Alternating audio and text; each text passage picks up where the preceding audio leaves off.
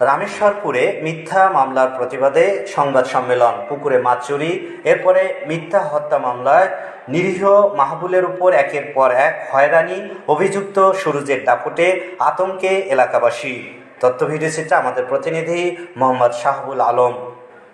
নাটোরের বড়াইগ্রাম উপজেলায় রামেশ্বরপুর গ্রামে মিথ্যা মামলার প্রতিবাদে সংবাদ সম্মেলন করেছেন ভুক্তভোগী মোহাম্মদ মাহবুল ও এলাকাবাসী।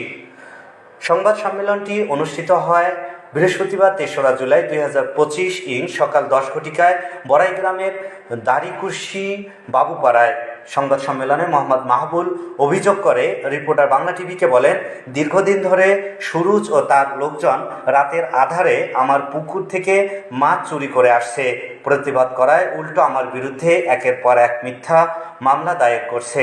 সর্বশেষ সুরুজের স্ত্রী আত্মহত্যা করলে সেই ঘটনার সাথে আমাকে জড়িয়ে একটি সাজানো হত্যা মামলা করে আমাকে হয়রানি করছে।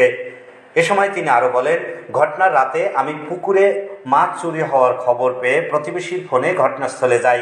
পরে স্থানীয় গণ্যমান্য ব্যক্তিদের কাছে বিচার চাই, অথচ পরের দিন দেখি আমার নামে হত্যা মামলা দায়ের করা হয়েছে, যা সম্পূর্ণ মিথ্যা ও উদ্দেশ্য প্রণোদিত।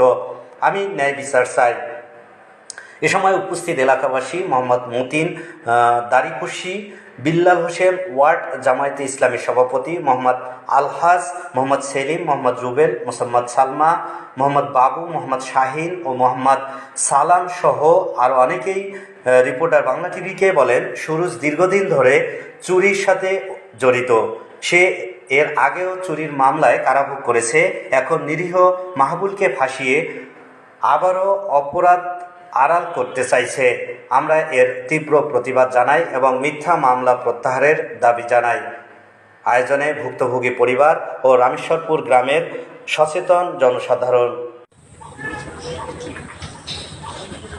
এই বিষয় নিয়ে জানি যে সুরুজ দীর্ঘদিন ধরে চুরি করে আসে এবং ওর সাথে ওর শ্বশুর আর ওই পুকুরে মাছ মারে, দীর্ঘদিন ধরে মারে। তো রাত্রেবেলা অনেক রাত ভরে ওর শ্বশুর থাকে, বাড়িতে থাকে, মানে ওর শ্বশুর থাকে, আরো অন্য ২-৪-৫ জন দেখা যায়, মানে তো পাশেই আমার বাড়ি। তো দেখার পরে এরকম ভাবে সুরজের মানা করি যে, দেখ এরকম করিস না, ওরা তো ব্যবসা করে পুকুর, ওর তো ভালো মানুষ, তো ওরে পুকুরে তোর এরকম মাছ এভাবে মারিস না।